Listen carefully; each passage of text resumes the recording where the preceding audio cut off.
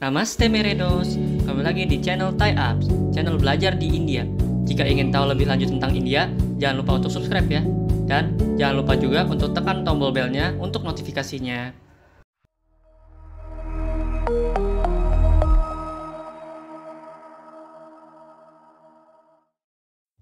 Namaste Meredos.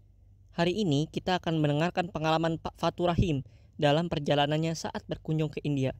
Yuk langsung saja kita interview dan dengarkan pengalamannya. Perkenalkan, nama saya Fatur Rahim. Saya sekarang sebagai Kepala SMA Negeri 10 Samarinda. Tentu terkait dengan India, saya pernah berkunjung ke sana sehingga sedikit banyak saya mengetahui tentang apa dan bagaimana India. Mungkin singkatnya seperti itu. Bagaimana pandangan Bapak tentang India sebelumnya? Baik, saat saya pertama akan berkunjung ke India, tentu saya mencari informasi, menggali informasi dari banyak pihak, termasuk dari internet.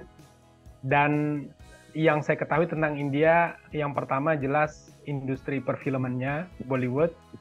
Kemudian seperti yang banyak orang ketahui tentang India, kotor, miskin, dan seterusnya. Itu mindset awal sebelum saya berkunjung ke India. Di samping memang yang saya ketahui teknologi informatikanya saya pikir cukup baik pada saat itu. Bagaimana pandangan Bapak tentang India setelah beberapa hari di India dan apakah ada perubahan pikiran dari pemikiran sebelumnya? Beberapa saat saya menginjakkan kaki di India karena memang tibanya malam hari, langsung menuju satu tempat yang namanya Noida. Saya nggak melihat kesan yang sebelumnya saya lihat itu. Kenapa? Karena malam hari begitu tiba di sana, suhunya di bawah 10 derajat, sangat dingin sekali. Suasana Eropa, bangunan-bangunannya, sehingga saya pikir, apa India seperti ini? Karena memang lingkungannya itu tidak seperti India pada umumnya. Tetapi memang beberapa hari setelah itu, mungkin sekitar hampir 1 minggu atau sekitar 5 hari, kami dapat kunjungan keluar. Baru kita melihat New Delhi itu seperti apa, suasana pagi. Ya memang kami menemukan seperti orang-orang nomaden gitu ya. Beberapa yang kami temukan tidur di jalan. Ya mungkin ini kecil lah ya, dari jumlah hampir 2 miliar mungkin sekarang India itu. Saya pikir itu. Pengalaman saya selama di India, pertama saya terkesan mengunjungi Golden Triangle ya, dari New Delhi, Agra sampai Jaipur, tempat-tempat bersejarah, tempat-tempat kebudayaan tua dunia bisa saya saksikan, bisa saya lihat. India punya Amber Fort yang juga tidak kalah mengagumkannya bangunannya gitu ya. Ada Taj Mahal yang luar biasa juga. Banyak hal yang saya temukan di dia. Dan saat itu saya sudah mulai berpikir sebenarnya India ini bukan negara miskin, bahkan bukan negara berkembang. Artinya saya berubah pikiran, India ini sebenarnya negara maju. Saya pikir seperti itu. Bagaimana pengalaman Bapak selama India tentang biaya hidup dan living cost? Iya, ini menarik sebenarnya. Jadi harga saya pikir relatif sama dengan Indonesia, bahkan mungkin relatif lebih murah dari Indonesia kalau di sisi barang ya.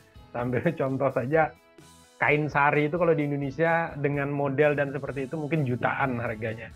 Tapi di sana saya bisa dapat mungkin 2.500 sampai 3.000 rupiah tergantung bisanya nawar sebenarnya. Jadi relatif murah, tapi memang ingin gunakan standar Indonesia tentu nggak bisa. Kenapa? City itu satu universitas yang saya pikir memang vegetarian kayaknya. Tapi ya biasa, menurut saya itu biasa, bahkan itu pengalaman tersendiri yang selama ini saya nggak pernah bersentuhan dengan makan hanya model vegetarian semacam itu. Jadi saya pikir murah untuk biaya hidup, dan artinya makan gitu ya. Saya pikir relatif murah dengan ukuran Indonesia. Bagaimana tingkat keamanan dan kenyamanan pada saat Bapak menetap di India? Saya pikir keamanan sangat baik. Saya pikir sangat nyaman sekali sih untuk lingkungan pendidikan sebenarnya. Untuk keamanan di tempat-tempat wisata gitu ya, Saya pikir relatif samalah dengan di Indonesia pada saat itu. India ini kan luas seperti Indonesia ya. Indonesia itu ada kejadian di Papua, kan bukan berarti Jakarta tidak aman, bukan berarti Surabaya tidak aman, bukan berarti Kalimantan tidak aman. Jadi ada memang titik-titik tertentu, khususnya di perbatasan, yang memang selama ini dari dulu mungkin ada gejolak di sana. Saya pikir pemerintah India pun pasti concern terkait keamanan itu. Lalu bagaimana pengalaman Bapak tentang keagamaan dan keberagaman di India? Dari sisi keagamaan, kebetulan selama ini saya berteman dengan banyak teman di Indonesia yang Hindu, termasuk Hindu yang di India. Saya pikir ini malah menambah wawasan saya, bahkan mungkin wawasan siapapun yang akan berkunjung ke India. Jadi kalau kita mengenal Bhinneka Tunggal Ika, di India itu juga sebenarnya Bhinneka Tunggal Ika itu ada di sana. Lalu bagaimanakah travel dan makanan-makanan yang Anda temui saat berada di India? Kebetulan memang saya daerah yang saya kunjungi itu kan vegetarian tuh. Kalau New Delhi itu kebanyakan agak sulit memang mencari makanan-makanan yang seperti di Indonesia. Walaupun ada sebenarnya tempat itu. Tapi ketika kita bergeser sedikit ke arah Agra mungkin, Jaipur yang agak keluar New Delhi, relatif lebih mudah menemukan makanan-makanan yang biasanya ada di Indonesia itu relatif lebih mudah. Dan street food yang selama ini mungkin banyak ya YouTuber terkait makanan-makanan aneh dalam tanda petik di India itu ya mungkin sah-sah saja seperti itu, memang ada yang seperti itu, tapi saya juga menemukan tidak sedikit juga yang bagus. Ini yang street food ya, yang street food. Saya pernah juga menyicipi yang street food itu nggak jelek-jelek amat seperti yang ada di video-video itu. Jadi samalah seperti di Indonesia itu ada cilok, ada makanan-makanan yang sejenis itu tuh biasa saja sih sebenarnya. Walaupun memang ada yang seperti itu, tapi mungkin ya kebetulan aja mungkin karena memang concern para YouTuber ini untuk mengangkat ini ya memang yang ekstrim-ekstrim tentu yang paling menarik untuk menjadi tontonan viewer. Cuma memang kalau dilihat dari rasa Indonesia ya kita nggak bisa menggunakan standar rasa Indonesia karena memang India itu bumbunya itu kan memang khas gitu ya, porsi bumbu rempahnya itu kita di Aceh gitu ya, di Aceh kebetulan kemarin saya berangkat tuh ada teman dari Aceh juga 2 orang, saya bilang bumbu Aceh sama bumbu yang di sini lebih keras mana nih? Ya tentu lebih keras India, tetapi kita dengan ukuran bumbu di Aceh saja mungkin itu udah keras bagi ukuran sebagian besar orang Indonesia. Jadi tergantung kita bukan barrier ya indikatornya apa sebenarnya untuk itu. Tapi kalau secara umum saya pikir biasa saja. Yang jelas dari sisi pengelolaan tempat-tempat wisata itu saya pikir lebih profesional ya. Saya pikir suatu saat kalau saya ke India pergi sendiri pun saya pikir saya bisa gitu ya. Nggak melalui biro perjalanan khusus pun saya pikir bisa ke sana. Apalagi dengan banyaknya aplikasi-aplikasi untuk penyedia akomodasi gitu ya, untuk perhotelan segala macam. Untuk para traveler saya pikir sangat menarik sekali sebenarnya untuk mengunjungi India. Kalau Eropa mungkin sudah banyak yang ke sana, tetapi ketika ke India itu luar biasa. Banyak dilihat budayanya, bangunan-bangunannya yang ikonik sekali di banyak film-film India itu beberapa saya datangi. Jadi saya pikir untuk para traveler juga ini lokasi yang bagus sebenarnya untuk dikunjungi. Setelah melakukan kampus atau skultur, bagaimana kualitas pendidikan di India dibandingkan dengan di Indonesia? Kalau dilihat dari peralatan, mungkin fungsionalitas dari peralatan itu di sana jauh lebih luar biasa. Mungkin kalau dibandingkan dengan apa yang ada di sekolah saya, mungkin spesifikasinya lebih tinggi. Siswa atau mahasiswa India itu tingkat resilience-nya tuh lebih baik, lebih tinggi mungkin dari 4 musimnya itu gitu ya. Karena sebagian besar India itu kan 4 musim. Karena saya lihat beberapa negara yang 4 musim ini keras dan tingkat resilience-nya itu tinggi. Kenapa? Karakter siswa atau orang-orang itu jauh lebih survival kayaknya. Jadi lebih tangguh lah. Ini keunikan sebenarnya dari kampus-kampus yang ada di sana. Tampak sederhana, tetapi saya juga bingung. Keluarannya, kita ambil contoh saja kedokteran misalnya. Kedokteran di India itu baik kedokteran modern maupun kedokteran tradisionalnya saya pikir luar biasa.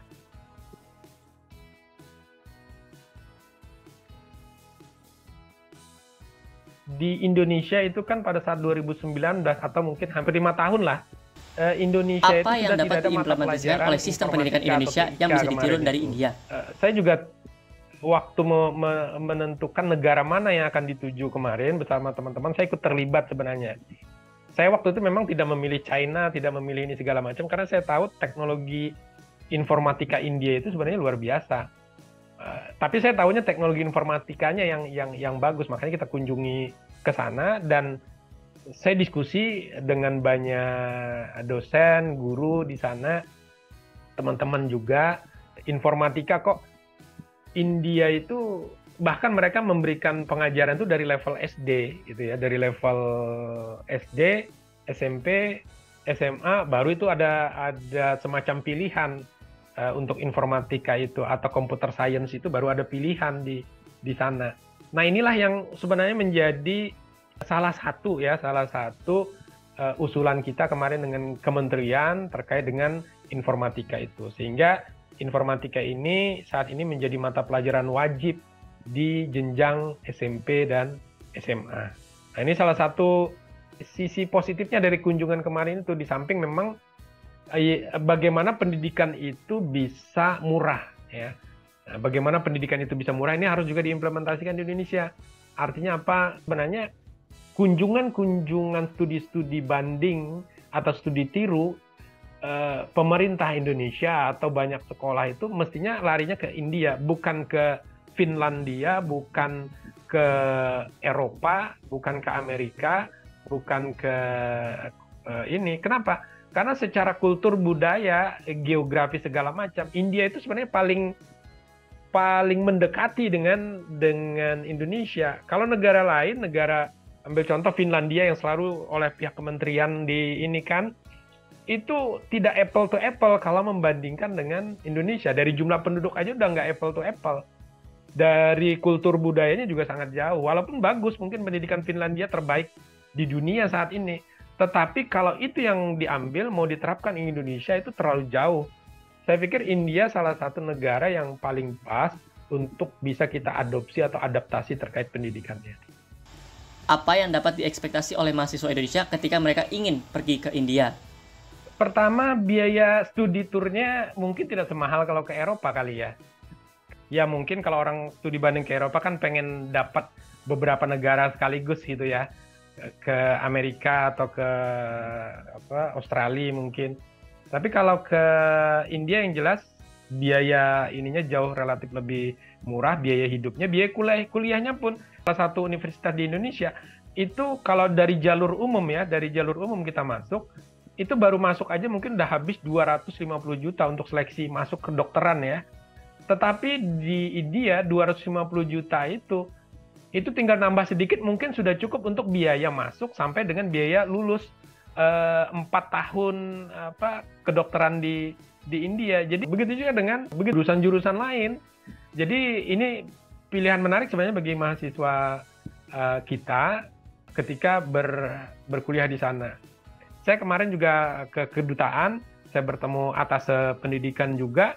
Mereka juga heran beasiswa yang dibuka di India melalui pemerintahan kita atau mungkin pemerintah India, itu yang melirik nggak banyak.